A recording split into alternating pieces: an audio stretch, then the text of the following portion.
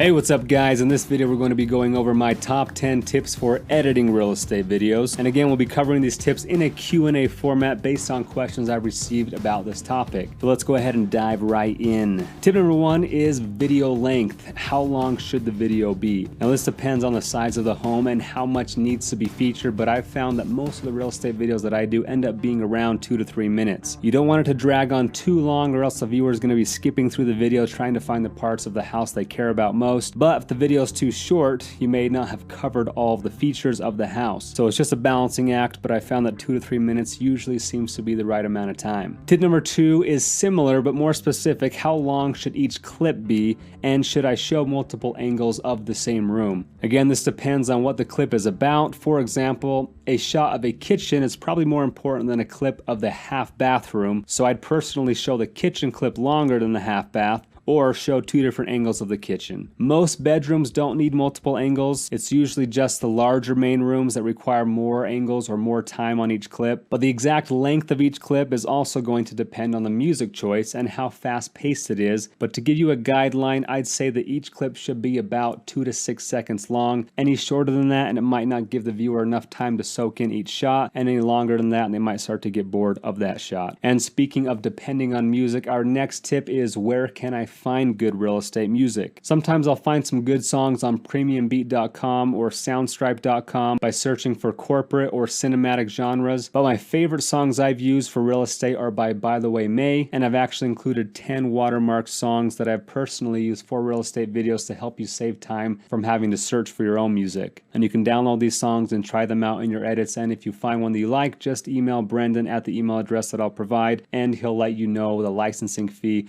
and provide a non-watermarked version for you to use. As far as editing to music, I cover that in the next video showing my full editing workflow. Our next tip number 4 is storytelling. What order should I put the clips in? Every video should tell a story, and the story that a real estate video is telling is, what would it be like to live in this home? So I like to think, if I were touring the home, what order would I see everything in? I'd probably start seeing the front of the house, walk in the front door, see the first main room, then probably head to the kitchen area, and then probably the master bedroom after that, and then head upstairs, then downstairs, then to the backyard, and then maybe walk back through the main floor on my way back out to the front yard again. Now there's no one way to tour a home, so obviously you have some flexibility there, but keeping that tour structure in mind is going to help you from randomly skipping around, confusing and disorienting the viewer. Tip number 5 is, should I use on-screen text or a voiceover? Now when I first started real estate, I thought on-screen text would be better and easier than a voiceover, but the client didn't end up really liking it, and it took a lot longer for us to do than a voiceover. So I started hiring my buddy Dallin to script and perform my voiceovers for me, and I found that to be a better, easier system that the client actually liked more. I see people trying to do the on-screen text, but in my opinion, it usually feels less professional, especially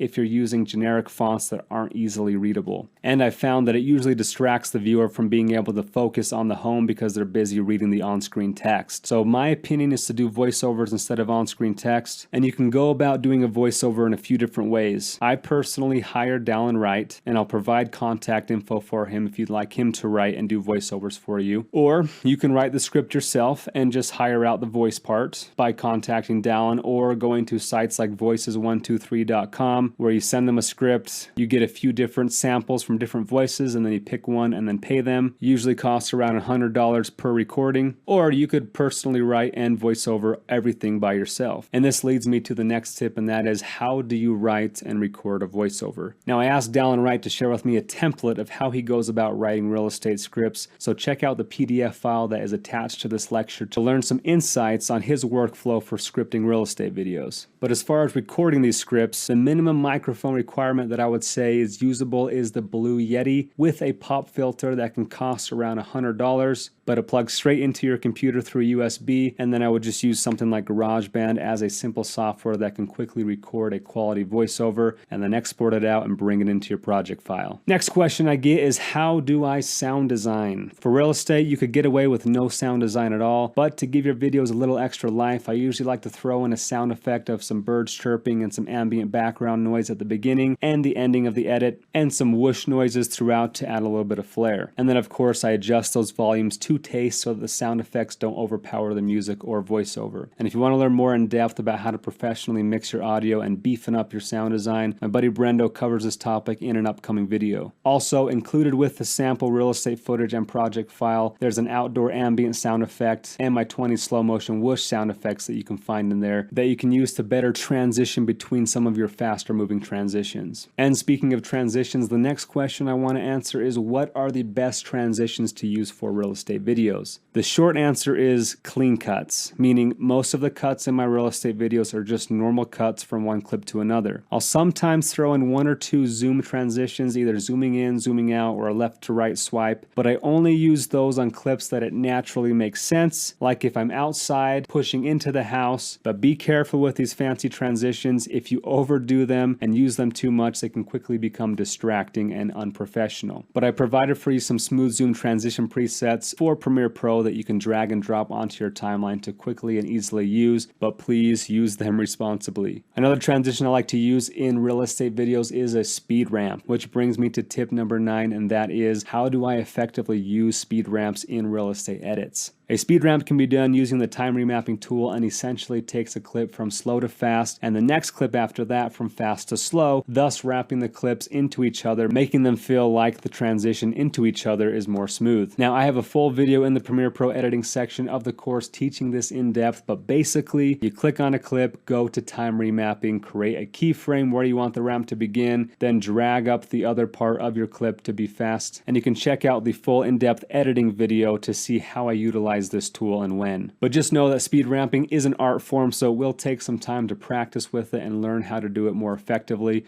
but hopefully that gives you a good base to work off of. Our last and final tip is, what is the best export settings for sending the final video to the client and for uploading to Instagram? Again, I cover all these export settings more in depth in the Premiere Pro editing section, but basically I export out at H.264 with the YouTube 1080p preset, making sure to scale to feel so that the final video is in the standard 16:9 aspect ratio if I've shot in 4K. And again, I export in 1080p even when I shoot in 4K because that is the standard, and I found that most of my real estate agents don't want to handle 4K files anyway. They're too big, hard to deal with, so they actually request 1080p for their final uses. And those are the same export settings I use for Instagram posts as well. So there you have my 10 tips to editing real estate videos. That should cover most of the basic questions for how to put together a professional real estate video. I'm sure you'll still have some lingering questions though, so I went ahead and recorded myself editing a real estate video from beginning to end so you could see the full process. So make sure to check that out. But that's it, guys. Hope this helped you up your real estate editing skills. If you have any further questions for me, please let me know.